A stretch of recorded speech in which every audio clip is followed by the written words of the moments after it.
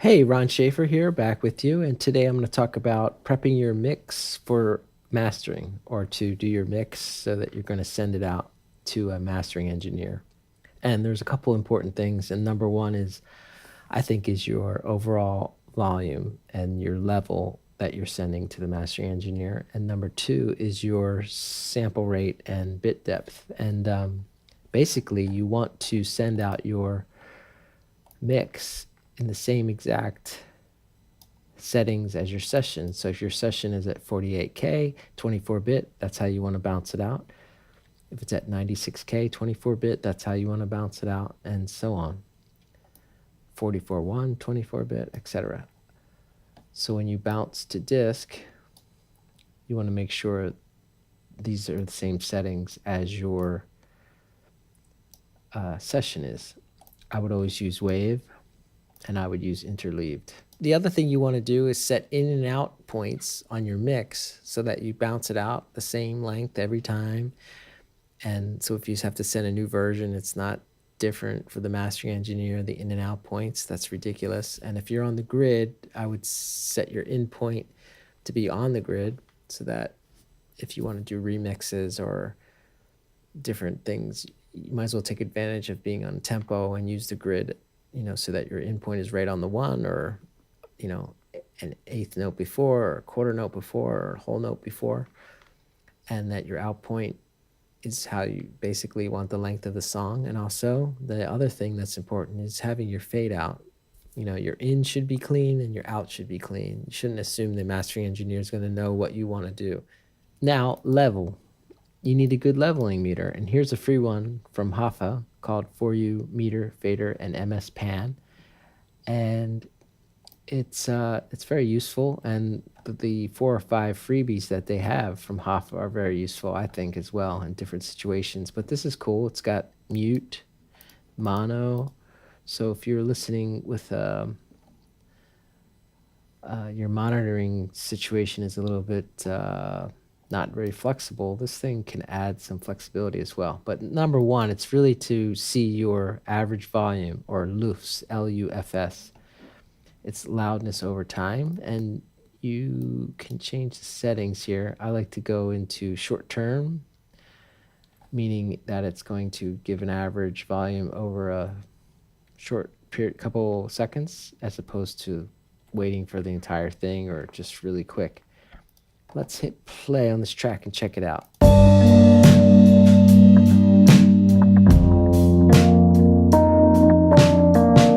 Okay, so on this master fader, I have a compressor, I have a second compressor, I have an EQ, and I have a limiter. Now, let's check out the volume. The average volume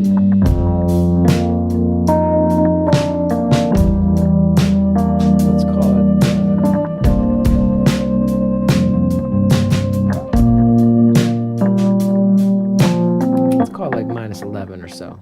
You don't have to be exact, but that's good. But you don't want to send your master mix out with a limiter on it. Just get rid of it. Boom, bypassed, done. The other thing is, let's check it out again. Okay, so now the average volume, I'm getting some peaks here.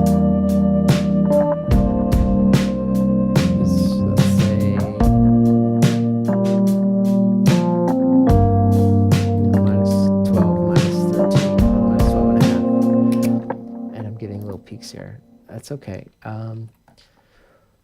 So you probably, my basic, for me as a mastering engineer, I like to see stuff come in at like minus 13 max, maybe minus 12 to minus 18 on the lower side.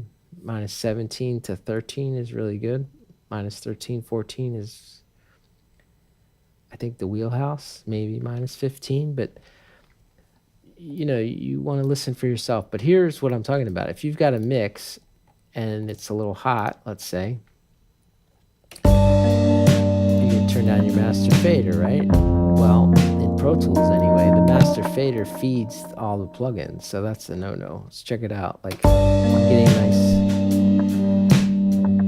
input to this compressor. All my tracks are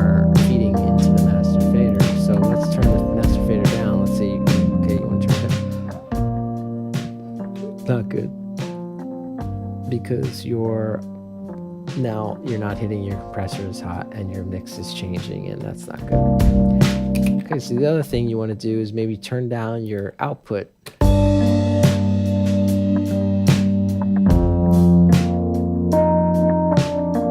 Of your last plugin. Well, that could work, but I find that to be a bit clunky. And also, let's say you only had something like the Slate compressor and you turn it down. Well, I mean, that can work too, but I find with a lot of these plugins, maybe not so much the Marquin EQ or whatever, but certainly things like the more analog style plugins that are emulating the harmonic distortion and stuff. When you start changing your gain, you're changing the sound. So if you like the mix and now you turn it down here, you're gonna maybe lose something, and then you're giving your mastering engineer not really the harmonics and the energy that you wanted. So I wouldn't touch your plugin outputs. Like for instance, I use virtual tape machine a lot. Where's harmonics? And this thing is pretty dope. And if this has a lot of groove in it. This output has a lot of nice harmonic distortion or gain, and changes the frequency response a little bit more. So if you want to turn this down, you're going to change your sound. So leave your plugins how they are, and then I would interject something like a second Hoffa for your meter fader before your final one that's checking your overall volume or loops. Let's check it out.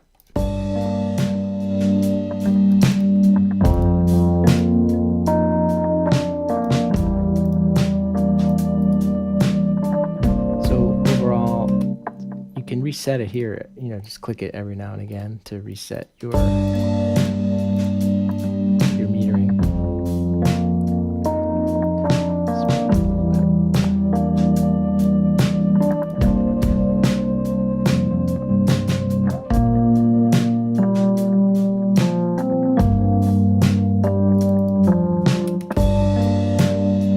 Okay, so we're bringing it down 2 dBs in volume. Hitting the loops really nicely, right around -15. I'm not getting any peaks. So you see it goes into -14. That's right. That's really good. So there are other things you could try instead, like try the included trim plugin. You have to go to multi-mono trim. This doesn't make your signal mono, it's just a one button. And turn your volume down here. Now I like also in the virtual mix rack by Slate is just this trim knob, which I find to be very transparent. And you can just use that to turn your volume down, and it feeds. And then of course you're not down, you're not affecting your other plugins that are before it like it would be if you turn the master fader down. You're still hitting your compressor just as hard, and you're still getting the vibe and the sound of all your plugins. So that's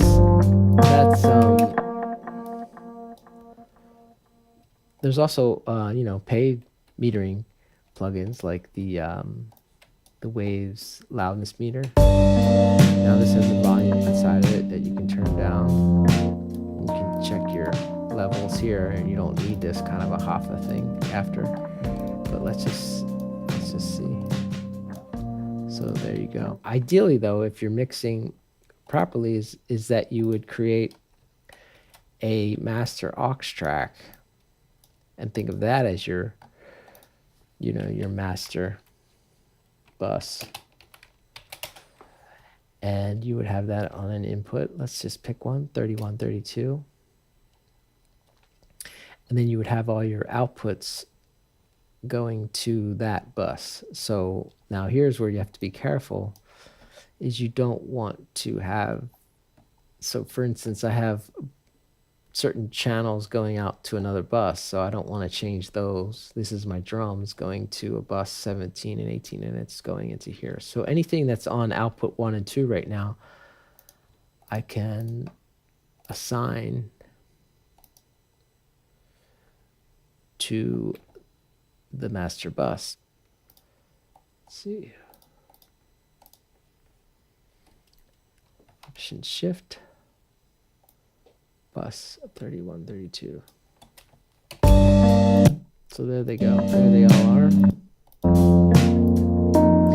I'll put my plugins, move my plugins over to that. Oops. And now you don't need leave your Hoffa on your master fader. And now you want to turn it down. You turn down your master fader. Right? Okay, so that's really what you should be doing, is having a dedicated aux to be your master bus, so that you can do just this, and also the fact that you can, if you turn down this aux, you're still hitting your compressors just as hard. And this doesn't feed the compressors. This is after your plugins, after your inserts. So you wouldn't need the trim. So you could either turn down, you have two choices here. You can turn down your aux, which is your name going to your master, or your master. That's the general gist, is that you really want to set up your mix where you have, different buses, and you have different groups for your drums or bass or keyboards, and you're affecting them overall, and you have different volumes for them or VCAs on them, and then they all go out to a master bus, and that way you can have this adjustment and get your output volume to be in the wheelhouse for a mastering engineer. Now, hey, if your stuff's really hot, mastering engineers got to deal with it. If it's really low, mastering engineers got to deal with it. But this is how, this is the general gist on how I like to hear it, and I like to get it. And I'll show you some tracks that I've gotten that I really like, and they turn out really well. Okay, hey, we're back. We're in a mastering session here, and this is just some tracks that I thought came in at a nice level, and I was able to get good results. This is Captain Planet and Chico Man on Bastard Jazz Records, and Captain Planet always sends really great tracks that are faded out properly and at a good level. And here it is unmastered. Let's check it out.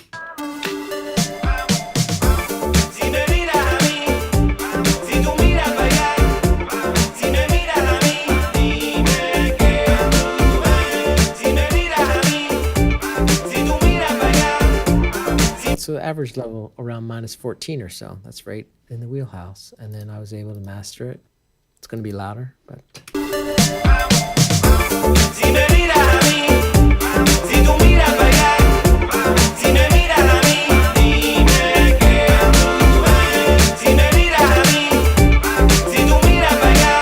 Yeah, awesome.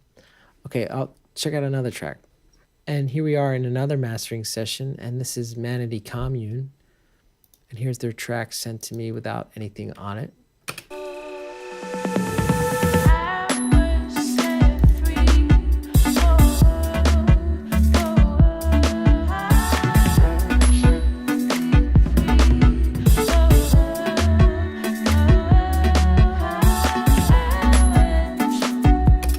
And again, there's a set right around -14 or so as well. And I was able to do a lot of good with it. Check it out.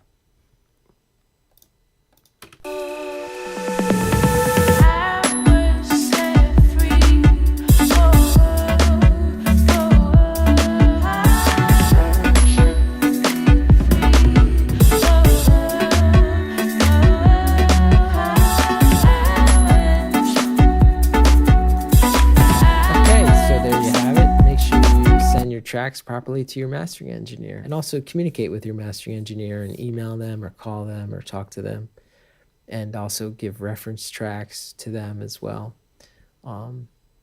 What's really helpful is the names of the songs. That just doesn't have some random thing. Like, for instance, Chico Man and Manatee Commune send their tracks really nice and clean with a number. They know their sequence already, and then the name of the song, and indicate whether it's been mastered or not, things like that. So just all those things are really important. And, again, communicate with your mastering engineer and have a good time mixing. Thanks. All right, bye.